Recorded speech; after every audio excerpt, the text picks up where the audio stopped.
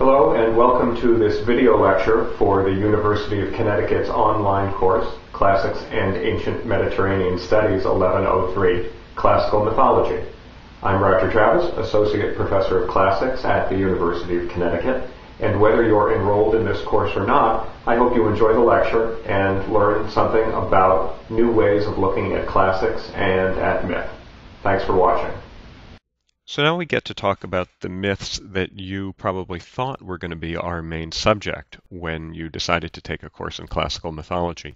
This is the material to be found in chapters 3, 4, and 5 of your classical mythology book edited by Morford and Lenardon. What I'm going to try to get you to see, however, is that now that we know about double determination and its role in the Odyssey, we're going to be able to look at this material, the creation myths, the succession myths, the Titans and the gods, the Olympians, in a new light. What I'm going to suggest is that all of this stuff that we find in chapters 3, 4, and 5 of the classical mythology textbook actually is best seen as what I'm going to call backstory for the Homeric epics and the other epics of the epic tradition that we've lost. One of the things we know about the development of Greek mythology is that the works of the Iliad and the Odyssey, the works of the Homeric tradition, came earlier than the works that we're looking at now in chapters 3, 4, and 5. That is, let's call them the creation myths and the succession myths. This seems a little odd to us because we're used to traditions of sacred story where creation comes at the beginning. And what I want to suggest is that that actually comes from our knowledge of books like the Hebrew Bible, where the creation story is at the beginning. But what's very interesting when you look at the development of the Greek mythological tradition, and I don't think that this is actually dissimilar from the way that the Hebrew Bible evolved, is that the heroic stories come first. That is, the stories of heroes like Odysseus and Agamemnon and Achilles are the stories that come together first out of the mythic tradition. And it's later that the stories of the gods evolve. Those are the stories that are found most importantly in Hesiod's Theogony, which is the work from which most of the material in Morford and Lenardon chapters 3, 4, and 5 come from. The reason that creation myth comes into being then is in order to explain these figures that we find in the Iliad and the Odyssey, that is, the figures of the gods. Now, those figures of the gods had existed in cult before they began to make their entrance into the Homeric tradition. But once the bards of the Homeric tradition, for example, the bards of the Odyssey, have this neat idea that they're going to add this grandeur by the mechanism that I've been calling double determination, that the gods are going to come in and provide an extra boost for the heroes. Then there's the impetus for a new kind of myth, and that is the creation myth, the succession myth, the myths of the 12 Olympians, as we have them recorded above all in Hesiod's Theogony. There's a wonderful way to illustrate this, which at the same time will introduce you to one of the most important kinds of myth we're going to be encountering in the course, and that is, I'm going to show you that Hesiod's Theogony, the work that gives us our most important stories about creation and succession, is in fact in origin the same kind of story as the Homeric hymns that we're going to be seeing throughout the course as one of our most important sources of stories about the gods. If you look at page 55 of your Morford and Lenardon classical mythology book, you'll notice that when they begin to quote the Theogony, they begin at line 22. What they don't tell you is the way that the Hesiodic Theogony begins, and so I'm going to go back to the very beginning of the Theogony and read you from line 1. From the Heliconian muses let us begin to sing, who hold the great and holy mount of Helicon, and dance on soft feet about the deep blue spring and the altar of the almighty son of Kronos, that's Zeus. And when they have washed their tender bodies in Permessus or in the horse's spring or Almaeus, make their fair lovely dances upon highest Helicon, and move with vigorous feet. And it goes on like that, describing the muses, and it's only then later that it gets to the part that you'll find on page 55 of Classical Mythology, the textbook. Why does this matter? Well, it matters because it tells us something very important about where the theogony came from. And so in order to figure out what that is, I need to move us around the textbook and take some other examples that have very similar beginnings. As we go through the Morford and Lenardon textbook, we're going to find a lot of these things that are called Homeric hymns. A few of them are quite long, and they tell wonderful stories, like the hymn to Aphrodite and the hymn to Hermes.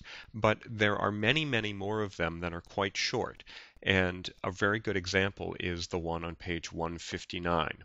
Here is this Homeric hymn to Poseidon. About Poseidon, a great god, I begin to sing, the shaker of the earth and of the barren sea, ruler of the deep, and also over Mount Helicon and the broad town of Aigai.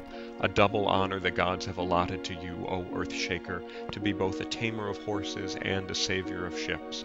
Hail, dark-haired Poseidon, who surrounds the earth, and, O blessed god, be of kind heart and protect those who sail your waters.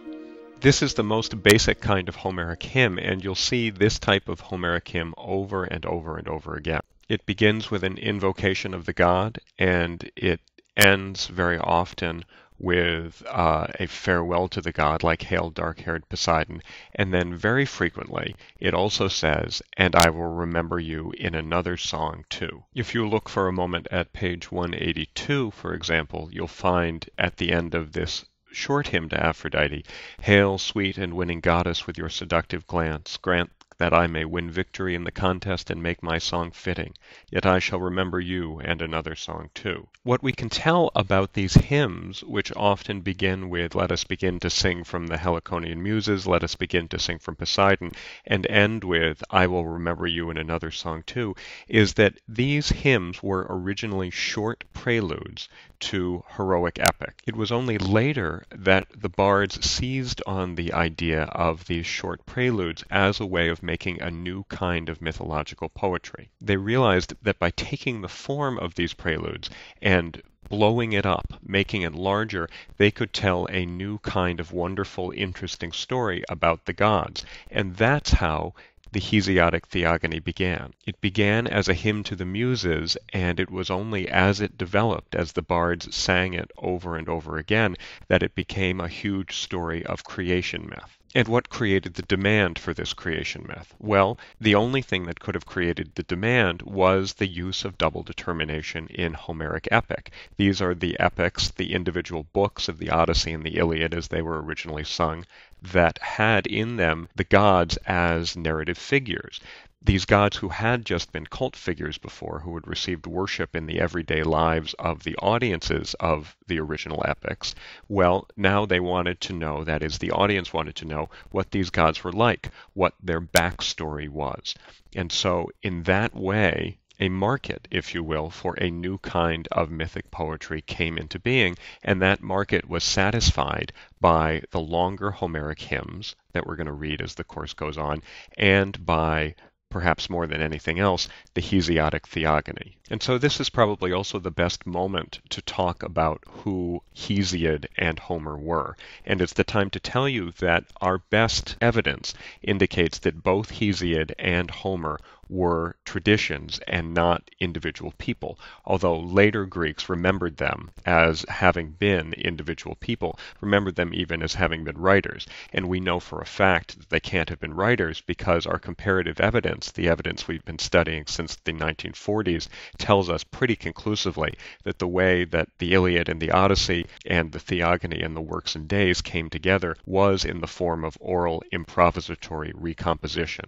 That is, recomposition where the bards, these singers of tales, would sing a different version of their songs every night in order to entertain their audiences in a culture that was, as I've said before, completely oral. We can also tell that there was a kind of rivalry between the tradition in Asia Minor, the Homeric tradition, and the tradition in Boeotian Thebes, that is the Hesiodic tradition. Now, our best guess as to the meanings of these names, Homer and Hesiod, is that Homeros means the guy who puts the song together, and Hesiodos means the guy who sends forth his voice. Both of these could very easily be titles for bards. And so the impression that we get in the end is of two traditions evolving in the latter part of their history, side by side. The Homeric tradition seems to be earlier, the Hesiodic tradition seems to be later. And it therefore makes sense that the Homeric hymns and the Theogony would have developed as a kind of adjunct, as a kind of backstory for the Homeric epics, above all the Iliad and the Odyssey.